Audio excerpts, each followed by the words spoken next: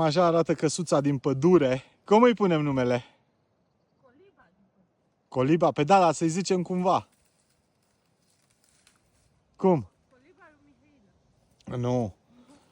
Sus în deal la Mihaela. Cam așa arată. Și ne apucăm de recondiționat, după cum vedeți, e de muncă.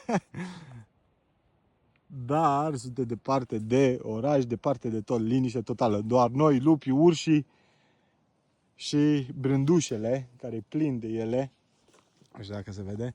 Dar e tot un mov în jos, de-abia au dat. Mai avem și aici una, avem prunișorii. Și uite Darii ce bagă acolo. Muncește. Deci, sus în deal la Mihaela. Sau turismvaleajiului.ro. Păi da, așa îi pui numele la colibă. Turism Valea Jiului. Nu, ăla e site-ul, ăla, acolo avem proiectul. Găsim noi un nume. Vorbim cu ChatGPT și ne dă idei de colo sus în deal. Sus în deal la Mihaela nu sună rău. Nu? Deloc.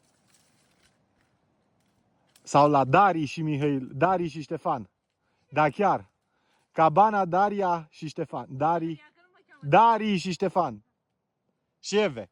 În paranteză, că ea nu merită. Bun.